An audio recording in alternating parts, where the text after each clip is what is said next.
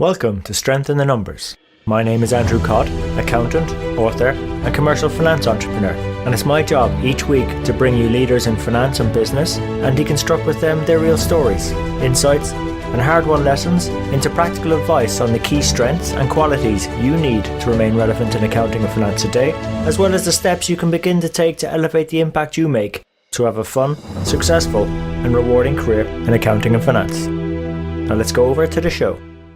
Hi everyone, and on today's episode we have Marco Venturelli, who has over 35 years of experience in finance and accounting and currently is a CFO at one of Novartis' main divisions. Marco has picked up some amazing experiences in his career. He's been a country general manager, he's undertaken international assignments and led global teams. He's also regularly commenting and contributing on LinkedIn, particularly under the hashtag handles Happy Finance and the Happy CFO. Now this is the first part of a podcast I recorded with Marco. He brings tremendous energy and passion, which is probably a hint back to his Italian roots. It's very fast paced and fantastic insight. In this first parter, some key points to look out for is why sustainability is so important for happier finance and where the pressure for sustainability is coming from. We also go a bit deeper into how and why finance are well positioned to drive better business sustainability. Marco also uses the term strategic business partner quite often, so we deconstruct the four main components of that. And also he's very candid about the results of an internal Novartis survey he conducted, asking his internal customers what they would like from their business partners against where they saw finance supporting them today. As always, you can find detailed timestamp show notes, links to resources and ways to connect with Marco at sitnshow.com/podcast/024. So without further ado, over to Marco and the show.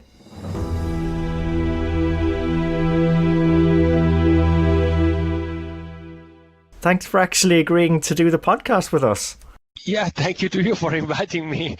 I'm really curious to see what will be the final outcome. I hope the topics that I am proposing are of interest for you. You know that let's say one of the topics I usually also exchange on LinkedIn is this concept of strategic business partner. And another one that I'm also working that is a little bit maybe more conceptual, let's say, is happiness and finance. Now, so how the CFO can help the company to set the proper objectives, so to enhance the company's sustainability in light of the environmental changes and external changes that are happening. So these are the two topics that I will touch. Oh, by the way, I love the tag handle you use, Happy Finance. Yeah, exactly. And also I'm using Happy Finance because I discovered that to a certain extent happiness and finance are a kind of oxymoron. So basically, yes, it has happened by chance to a certain extent 1 year ago when for the first time I signed a wish card after a very successful year to my colleagues and teams, signing the Happy CFO, and that has started a lot of conversation. Most of it is about, come on, a CFO cannot be happy, or CFOs do not generate happiness, and so that's why I started to reason to think and reflect on this topic, and I find it also. I like it as I do it also in my, let's say, spare time or weekends and so on. So it's an interesting, also conceptual discussion. But apart from more and more, with this environmental, social and governance quests that also companies have to demonstrate when they're starting big projects or new investment, or more and more external investors like sovereign funds, pension funds and so on are asking the company to be sustainable, but at this point not only in the usual financial sense, but also in a more broader environmental, social, and governance sense. That's why to one extent, the word happiness, happy, has a kind of everyday or let's say normal meaning. But if you look at it in with a higher sense, it's something that really is really an objective that will change the way we work in the companies, but also will change the way our government works. I find this topic relatively innovative, this topic of the, say, sustainability, and because so far this topic is more, let's say, utilized by investment banks, investment bankers, and so on, while the CFO, at least is my understanding, is a little bit still outside from this type of involvement, with exception maybe of few companies.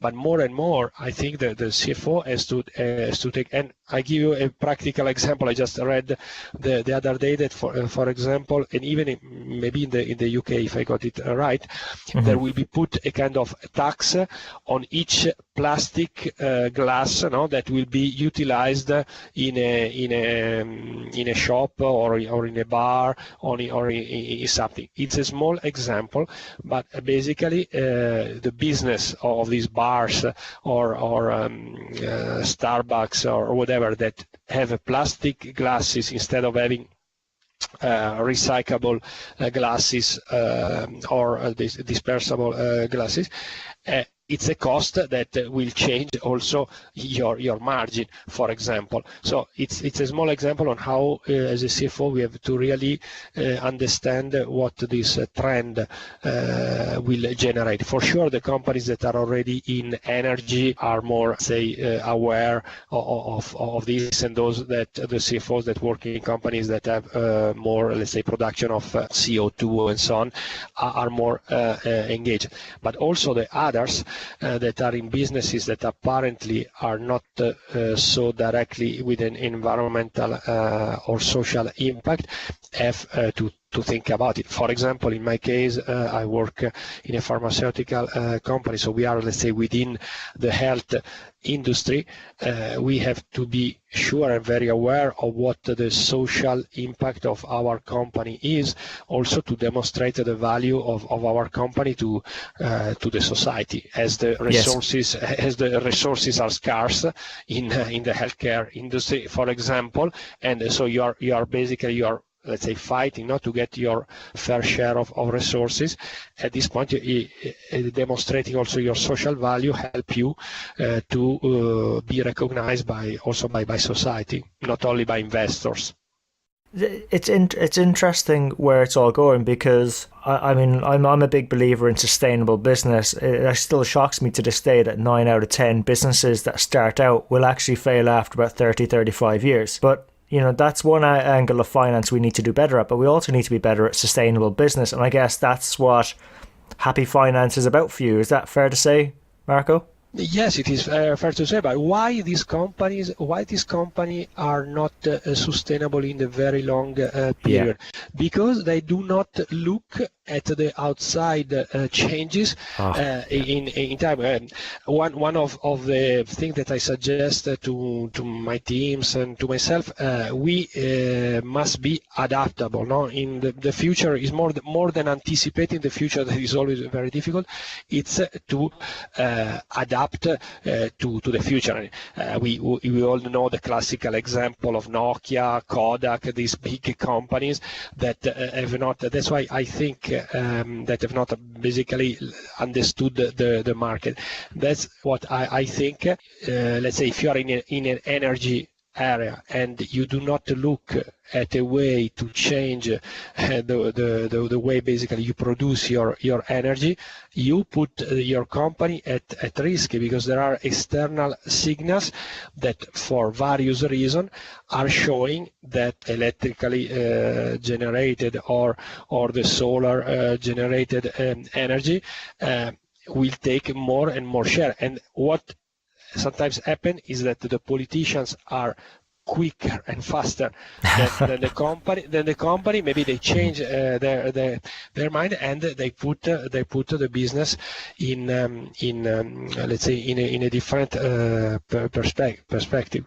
Marco, like, Is there any simple steps that we in finance teams and organizations can sort of take to maybe reduce the risk of that happening for businesses so they can be more proactive on that front? On that front, I think that we have to, and we are already able to do it because if you think to what we did with the balance scorecards in the past. So the financials, for sure, it's our job, and it's a base of our. So I'm not proposing to change the way we do that, but it's starting to include measures, but not only reporting these measures, but including these measures as yearly objectives, or even better, strategic planning objectives. So include in our strategic planning some measures of this, and there is already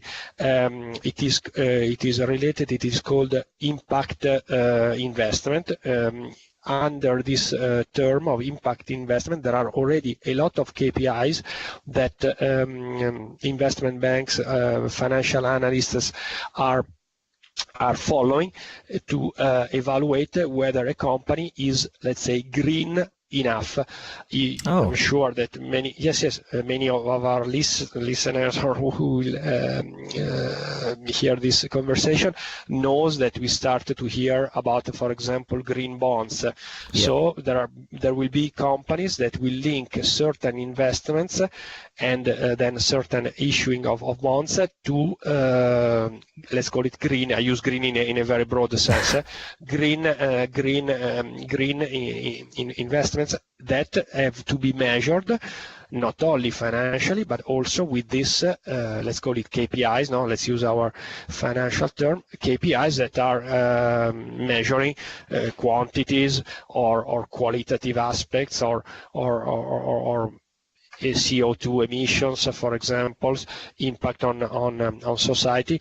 And another word that I'm sure we will hear more is the private-public partnership, because the companies, let's take the pharmaceutical company cannot think that in the next 30 years will remain isolated in a purely, let's call it liberal, competitive type of market. Inevitably, the collaboration with the public will increase. At this point, this public-private cooperation is something that we have to try to include also in our strategic plan. So the first step that I suggest is to speak with the CEO, with our CEO, and as we have strategic business partners, speak with our CEO, understand if our CEO has, let's say, this openness or attitude, or has identified this type of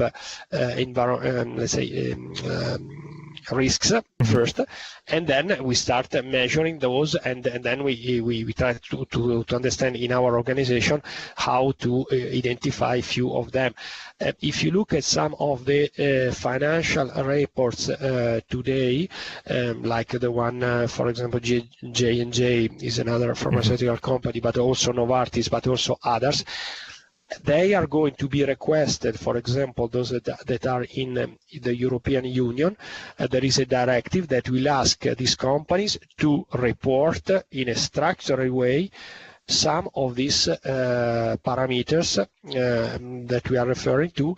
So this is something that we in finance, we are very well accustomed to have very strong, well-structured financial reporting and accurate, coherent, constant. So at this point, we can really add value to our organization, facilitating this process, because, as I said, I see this type of measures as coming. So we are moving from the corporate social responsibility that was a kind of, let's say, self-promoted or self-acted approach that the companies did in the past, to a more structured. That's why there is this new acronym, and we are plenty of acronym, ESG.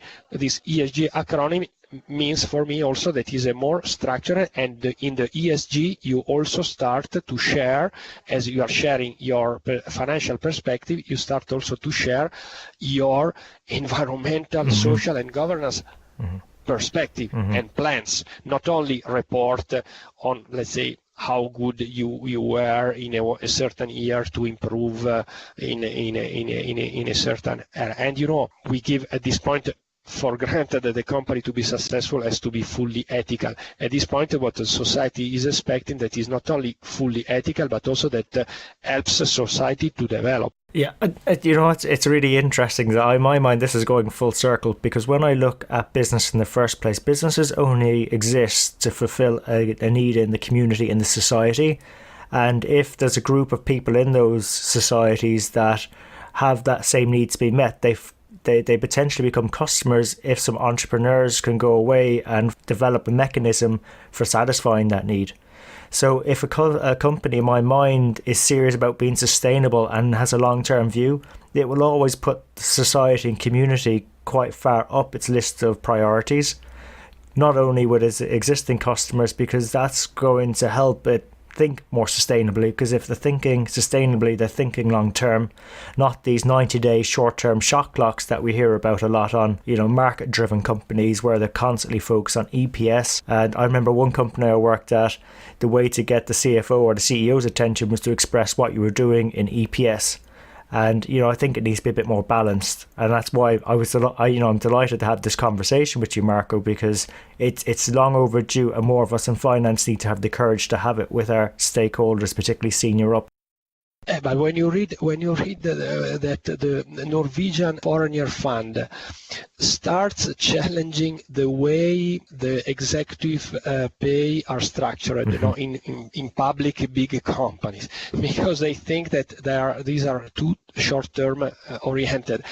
I mean, these guys are managing trillions even, trillions. So if you are a CFO, you have to consider that for sure. Will this happen tomorrow morning? I don't know, but it's a time, and maybe the fact that I'm working in the pharmaceutical industry for sure influence my thinking more than if you are working in a more, let's say, purely consumer good area, because there is a big challenge for society that is related to chronic diseases, no? Yeah.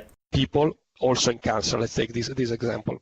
People also in cancer, thanks to the innovation of the pharmaceutical industry, is living with cancer much longer, which is very good, but from the purely financial point of view, it's a higher burden for society to a certain extent. So how we can be successful in this area if we are not collaborating with the players in healthcare? It will be not as you just said very very nicely before, mentioning the community.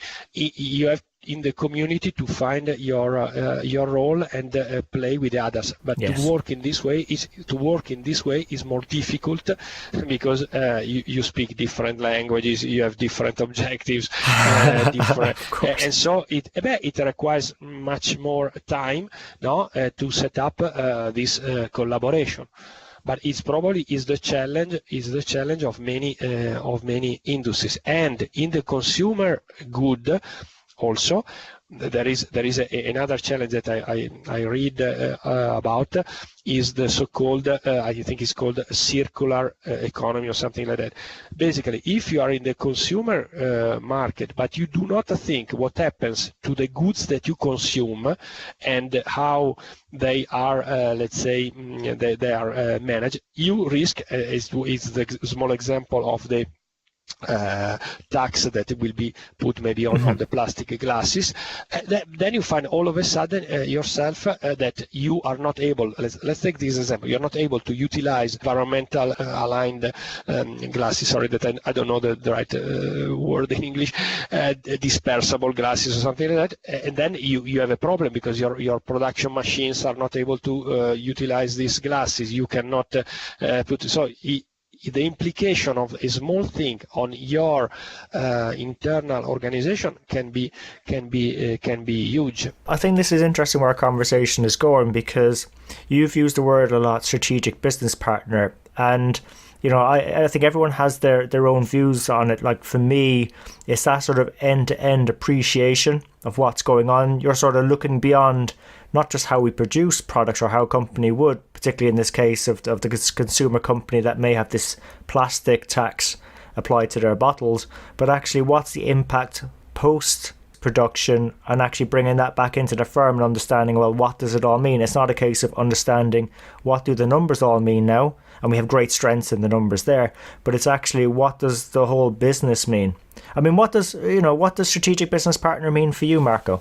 For me, strategic business partner means that the CFO today, together with the CEO, is the only one, I think, in the company that has access to every area of the company, and has also a understanding of the way the company function. So at this point, if the CFO spend more time, let's say, or is more involved in defining the business priorities and contributes to have a clear vision of the business future, is really able to move from a more operational CFO to a strategic role. Strategic role means that he should also be able to influence the others, propose simplification projects, because as he has the possibility to look at across the various functions, is in the position to do that. And more also we see CFOs that are driving the executional excellence programs and also the technology evolution. I've seen some analysis surveys done by McKinsey, for example,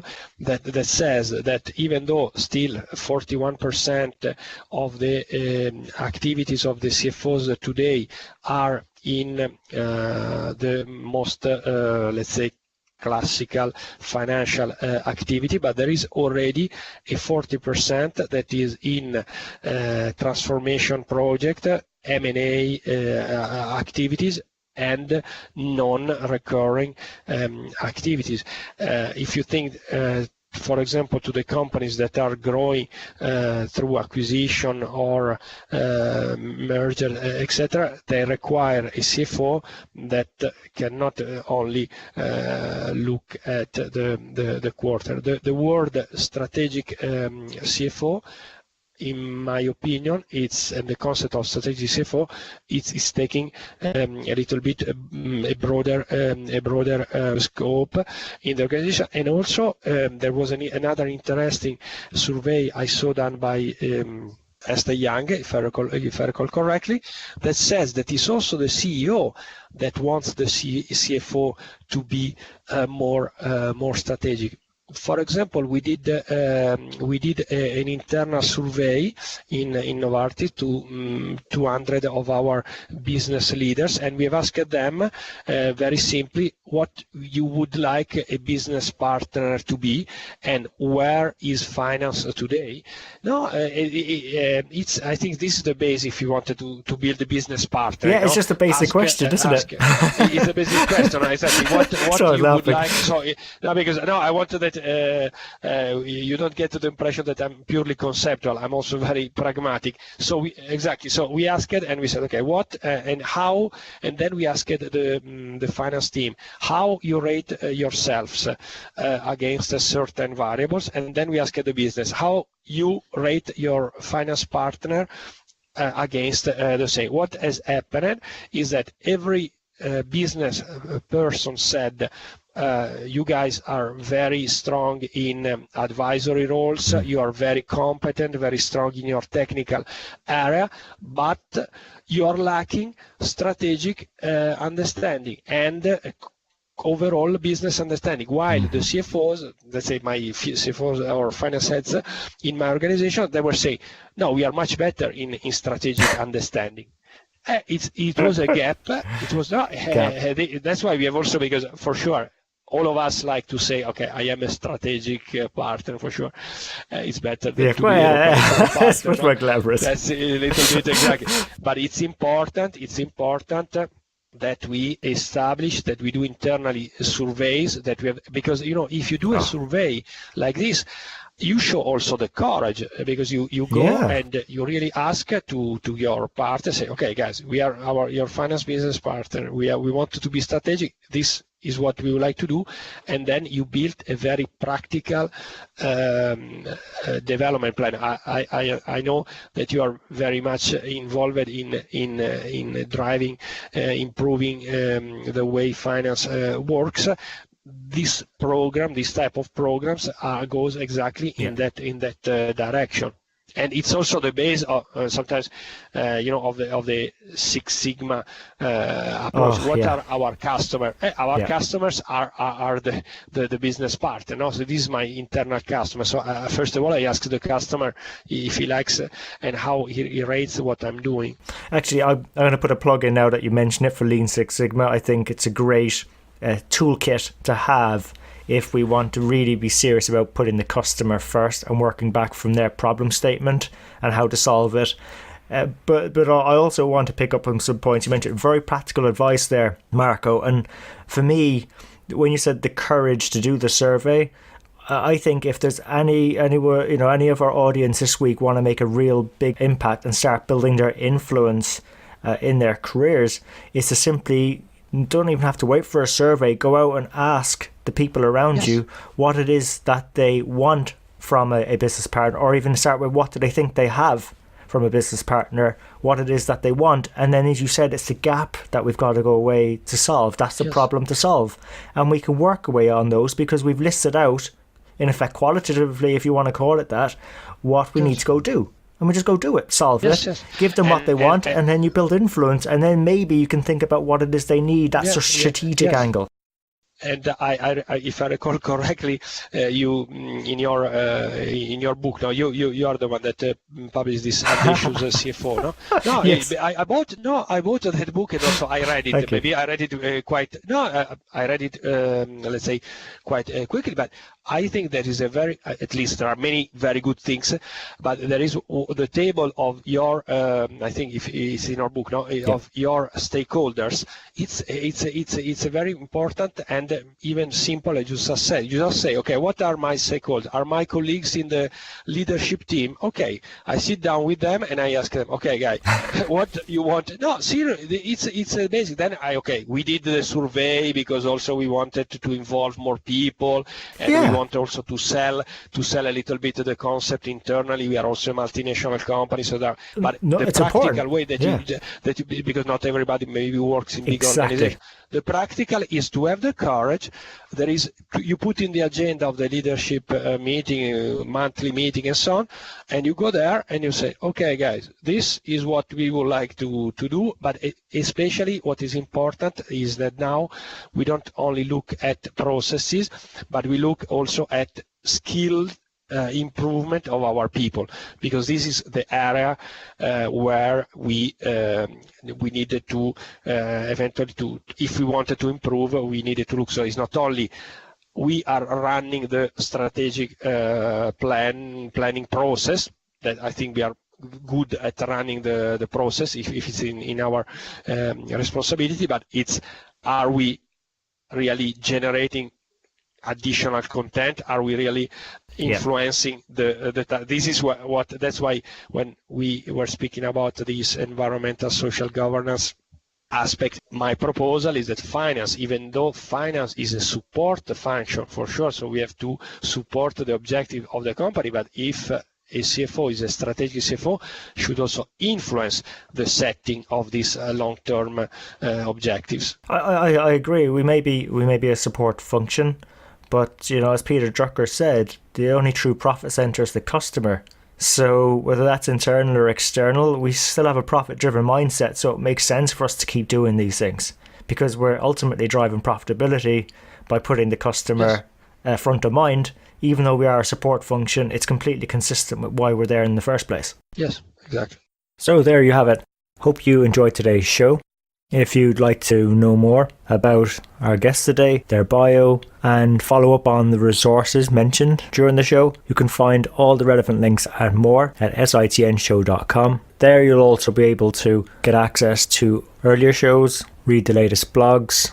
There's also an opportunity to subscribe to our newsletter, which will give you heads up as to when the next show is coming out, latest events, news, and anything that's going to be relevant to help you have a fun, rewarding and successful career in finance and accounting. And just before you go, we really appreciate your feedback. If there's something we can do better on the show, something that's not working, or something you'd like to see, even a guest you'd like for us to invite onto the show, someone who you think might be able to benefit you more and also the rest of our community, please let me know. You can email me. I'm at andrew@sitnshow.com, or feel free to connect with me on LinkedIn. Just drop me a message so I know how you found me and we can connect.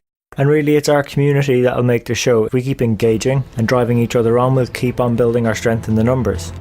When all is said and done, if we can do the numbers better and finance better, we'll create more opportunities for ourselves, our friends, our families, our communities and our businesses. So until next time, have a good rest of the week, take care, and let's keep building our strength in the numbers.